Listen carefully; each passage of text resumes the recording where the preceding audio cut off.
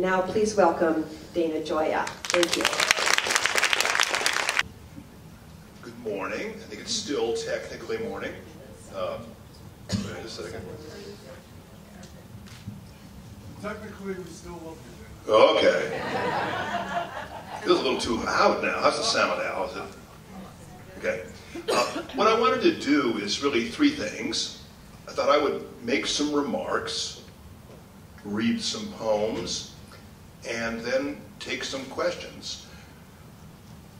Everybody in this room has come here today, some of you at a considerable distance, for reasons that in general our society doesn't much respect. In fact, most of us in the room have dedicated a significant part of our lives to an art which, in a broader sense, our society doesn't much value. We're people who are at odds with the values that are trumpeted around us in the media. What are the things that our society values? I think you could probably sum them up into three terms: money, power, and other visible forms of social status. We are here because we want to tear ourselves away from very busy, very demanding lives and spend a day among people who share what we value. To spend a day focusing on poetry, or if I can make a broader category, the arts, music, visual arts, poetry, other forms of writing, the imagination. When I got, last night, the festival has printed a very beautiful broadside of a poem of mine, and it was interesting. I noticed that a few small things changed between copies of this. Obviously, even as the printer was printing this beautiful broadside, she was finding ways of improving it. And that is what it's about, which is to make something which is beautiful and to perfect it insofar as we as artists can perfect it, to get something right. What Robert Frost called, to make that momentary moment of sort of contemplation, of stillness, which moves you from delight to wisdom. Now, why do we, often to the despair of our parents, our siblings, our family, our children, dedicate our lives to this, often when we get very little recognition? Al Young is a famous, celebrated poet. I won't ask Al this question, but I'll ask the audience. Do we think that he's received enough recognition in society? Enough reward? No. He has, even in a successful career, operated, really at a level where, which any celebrity chef would look down upon. So, we're doing this out of a kind of sense of dedication. And why do we do this? I mean, now, I can give you an intellectual argument for why we do what we do, why we try to do what we try to do. But I don't think that the reasons that we are here, the reasons that we are sharing this space and this time together to restore our souls, in a sense to have a drink of what it is which refreshes us, I think it's experiential. We as poets, we as artists, as musicians, are those who bear a certain kind of spiritual wisdom. And it came not intellectually. No one sort of said, Al, I think you should be a poet and a novelist. It's something that happened to all of us. And it's that we saw, and it's probably for the most part at a really very early age, we experienced the transformations that beauty affords. That we encountered things which changed who we were, which awakened something in us. Now, I want to use 3 words which I think our society is suspicious of, and which professors of literature absolutely hate. Beauty, truth, goodness. Are there 3 more discredited words in our society? They're not money, power, social status. And the way to begin looking at them is to talk about what the experience of beauty is.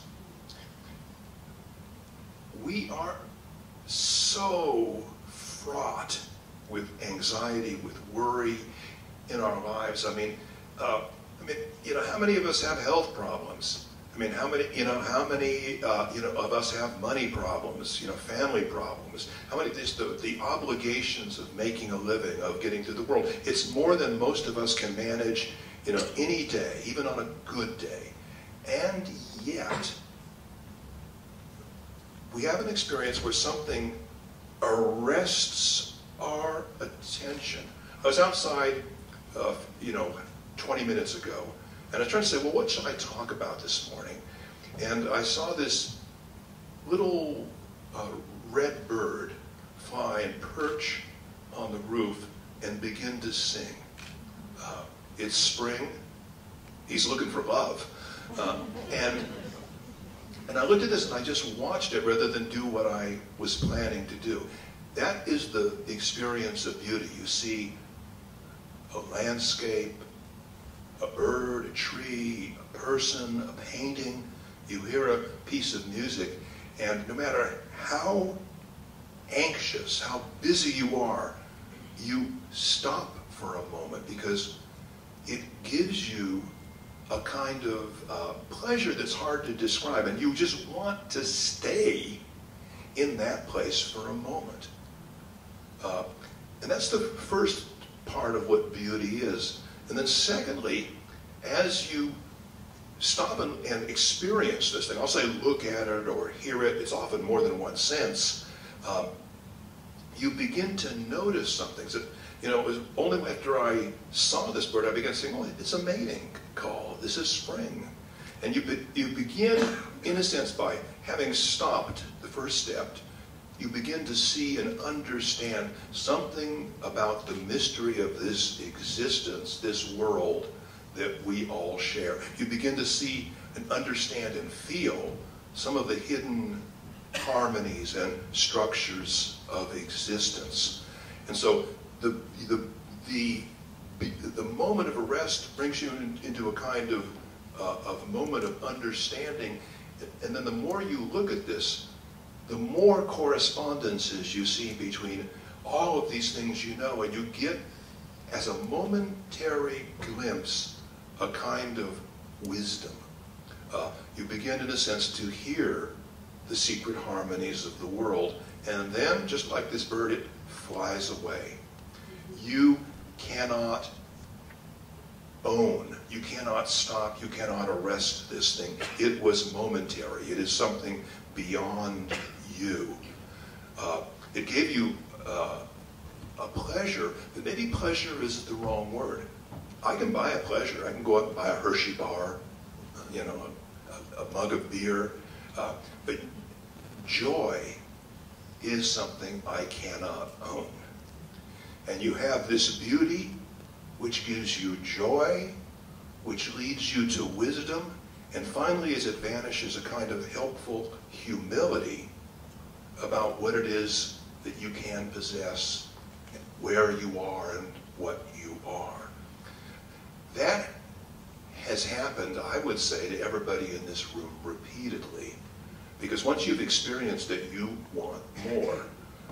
You will bring yourself at great expense, at great difficulty to those places. I mean, it could be Yosemite, you know, it could be the National Gallery of Art, which afford you this experience. And what this experience does is it awakens you to the full possibilities of your own humanity. Now, those possibilities are different for each and every one of us. Every one of us has brought a different life into this room today. There's some similarities, there's some differences, but what we are sold by society are generic, prepackaged versions of what our life should be and how we should experience it, and frankly, what it's going to cost us to have those predictable packaged experiences. Apple, Amazon, Netflix, they want beauty. They want to own beauty. They like art. They want to own it and turn it into something that is different. They want to turn it into entertainment. They want to take all of the unknowns and prepackage it and sell it as a predictable product, you know, which they can own, you know, as a kind of property. We're rather hopeless and helpless in front of this enormous global power which is trying to narrow and define our lives in ways that are not the lives that we want to live. Or another way of saying it is not the kind of mystery that we know has to unfold unpredictably and personally. I love the theme of this festival because we don't lead global lives. We don't lead generic lives. I'm going to be talking about William Everson with Pablo Frasconi this afternoon.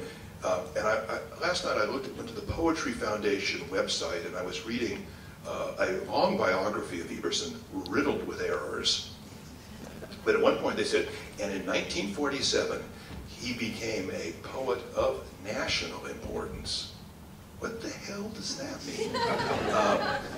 He wrote some pretty good poems, I thought, back in the 30s, but the fact is that poetry is not something which happens or is judged in New York or London or Paris.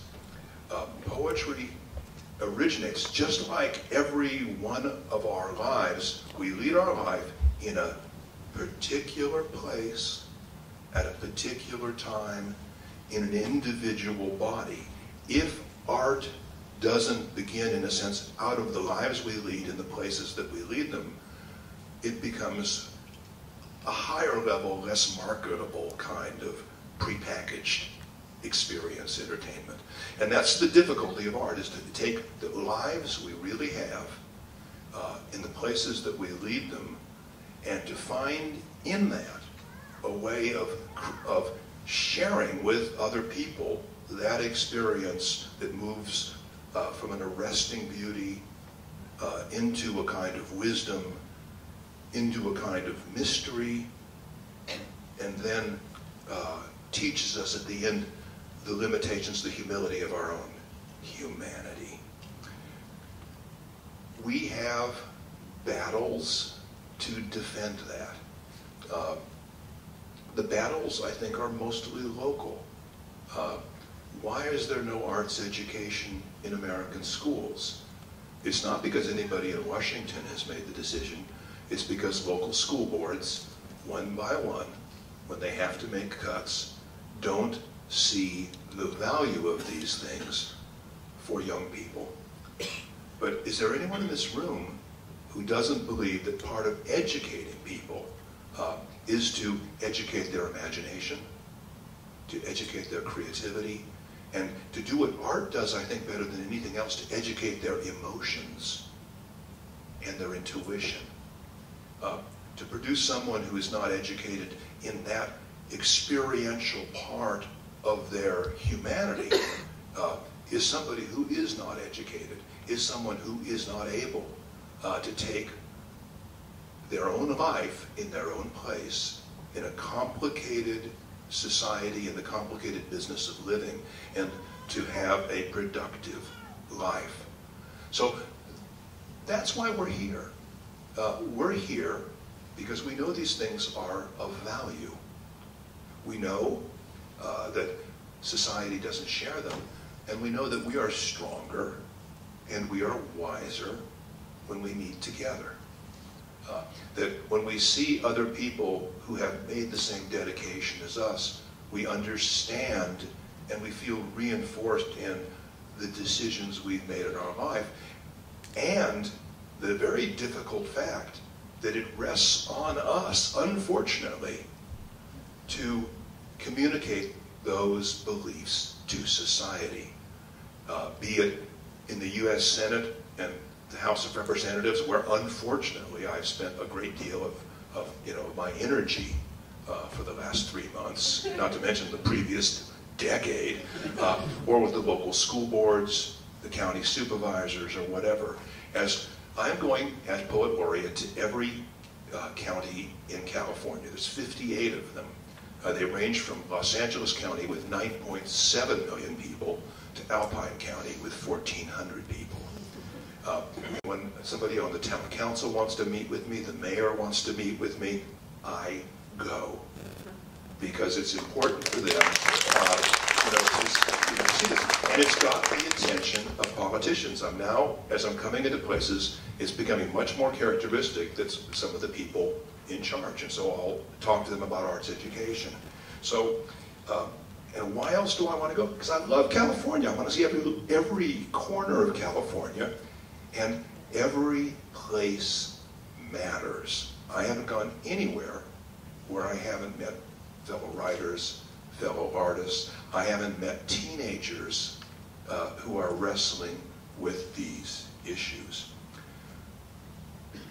I want to read half a dozen poems now, and I've picked poems that are about California.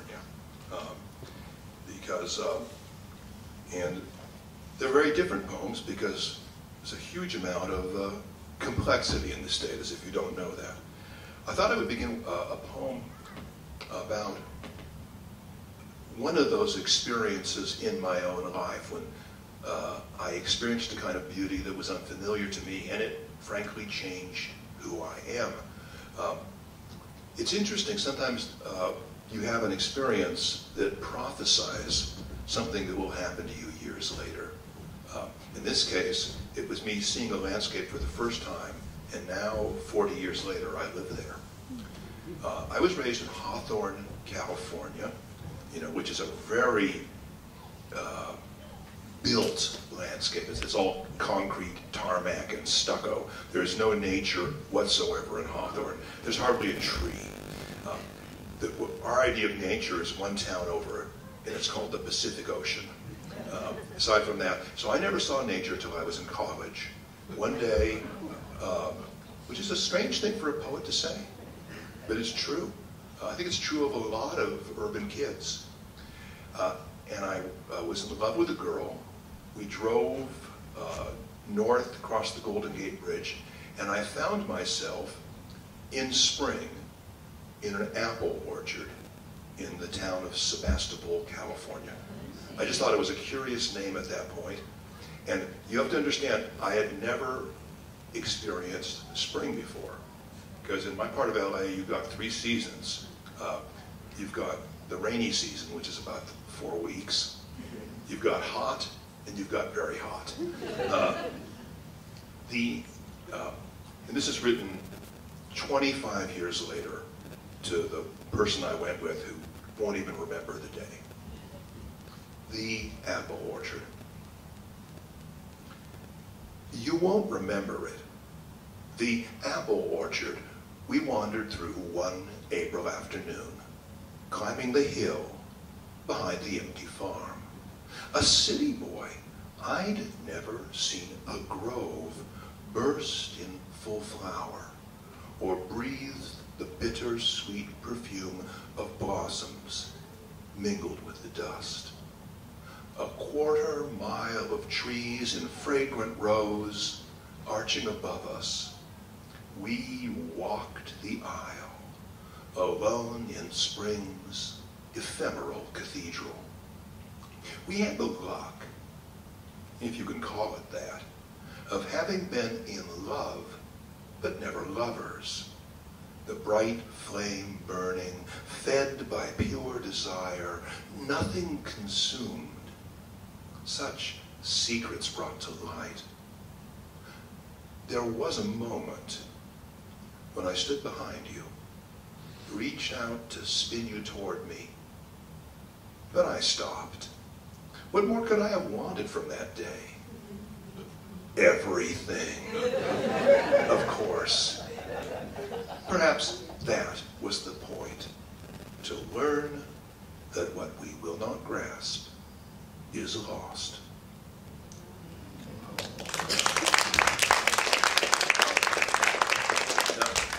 Now I want to give you an LA poem, and it's about the beautiful people in LA.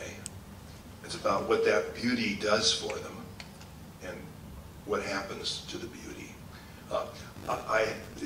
In June, an album will appear with the jazz pianist Helen Sung, and I've written a set of songs for her, and this is the lyrics for one of the songs. It's called "Pity the Beautiful."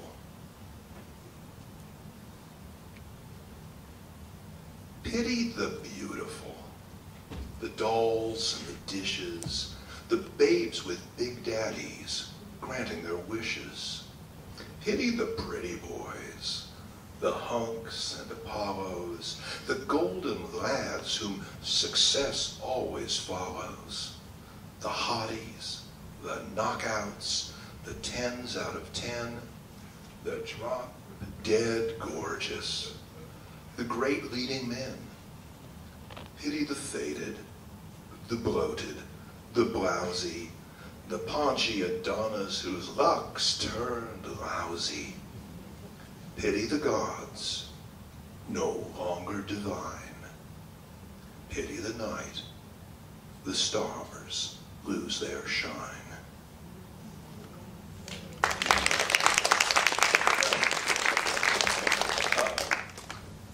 Al, you got to back me up on this next point. When you become California Poet, you don't get very much, but they do give you a bookmark. So, and this is the poem that they asked me what poem should be on the bookmark, and I thought this is the poem that should be on it.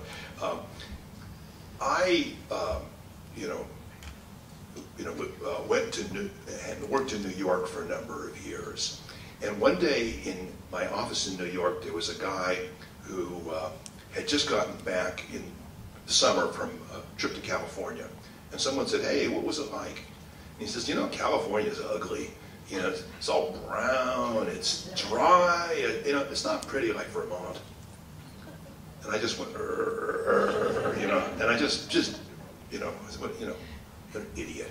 And didn't say anything. A couple weeks later, I found myself having to fly out to California because my dad got ill, and when everything was resolved, and I was taking a walk through the foothills, and it was in really the August heat, and suddenly this poem came to me.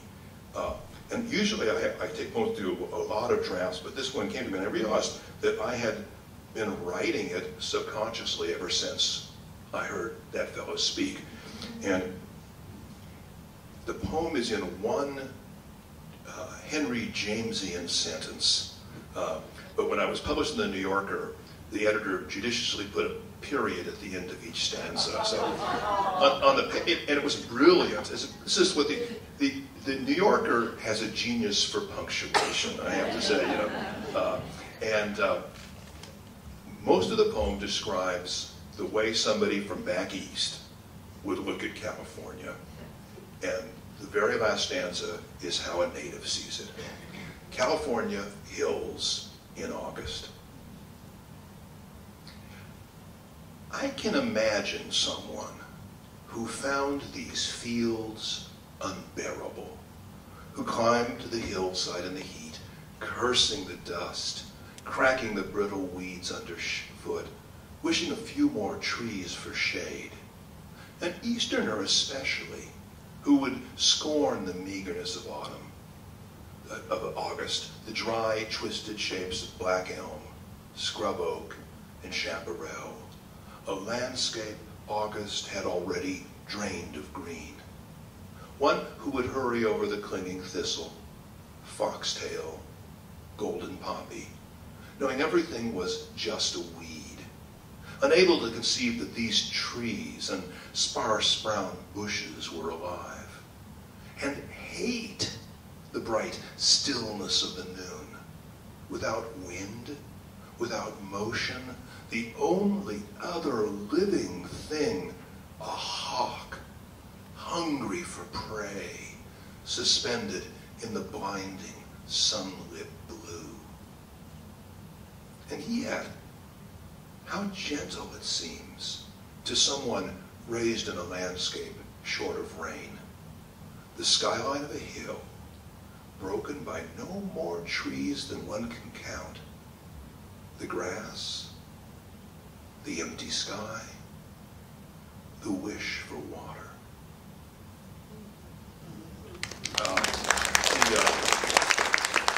One other New Yorker anecdote about that. The New Yorker fact checks everything, including poems. And so they wrote me back, because they're all, so if you have a poem called with August in it, they will run it in August. So beginning of August, they sent me the proofs. This is when everything was still done by mail, and told me the fact checker had demonstrated that there were no golden poppies in California left in August. So on the way to the post office, I picked one and I put it in.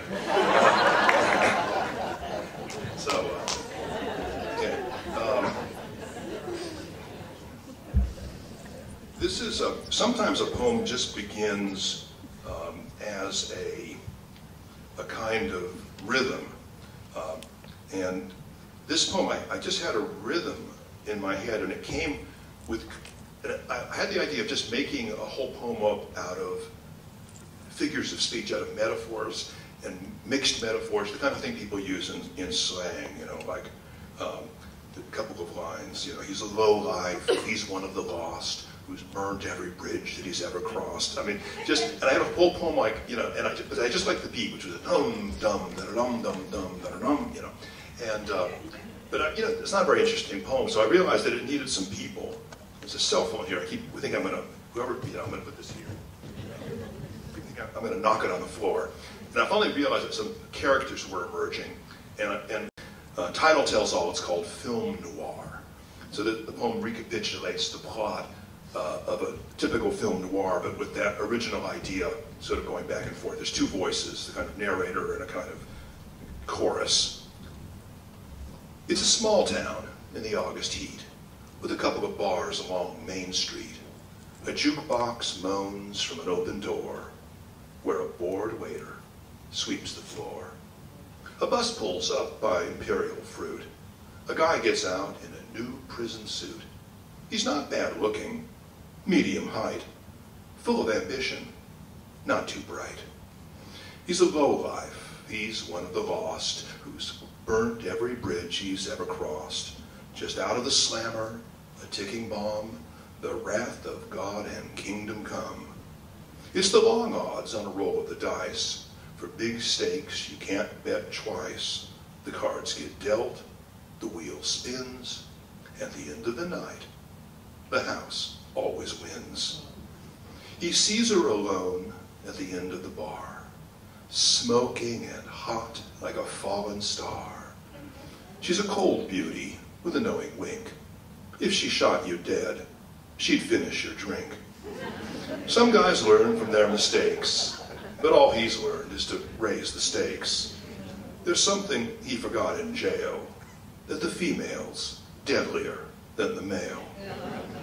It's tough love from a hard blue flame, and you can't beat a pro at her own game. It's the long con, it's the old switcheroo. You think you're a player, but the mark is you. She's married but lonely. She wishes she could. Watch your hands. Oh, that feels good. She whispers how much she needs a man. If only he'd help her. She has a plan. Their eyes meet and he can tell it's gonna be fun, but won't end well. He hears her plot with growing unease. She strokes his cheek, and he agrees. It's a straight shot. It's an easy kill. If he doesn't help her, some other guy will. It's a sleek piece with only one slug. Just spin the chambers and give it a tug. The heat of her lips, the silk of her skin, his body ignites, he pushes in. They lie in the dark, under the fan, a sex-drunk chump, a girl with a plan.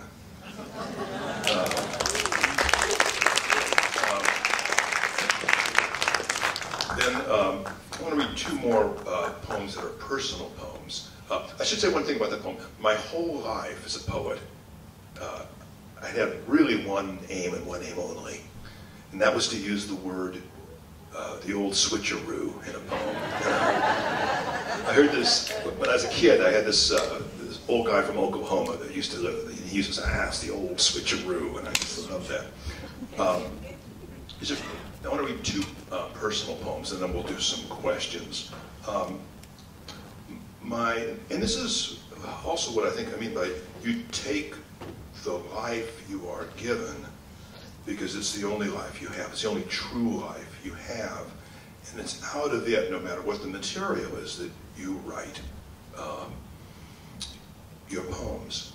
My wife and I lost our first son at 4 months. And I've written a lot about this. My book, The Gods of Winter, much of it is about the kind of grieving that this happens. But this is a poem that's about a different sort of that experience. If you lose a child, ever thereafter, when you see a kid who would be about the same age that your child would be, you go, that's what my son would be doing. That's what he'd look like. And so it's about this. I wrote this poem when my son would have turned 21, on his 21st birthday. It's called Majority, as in legal majority.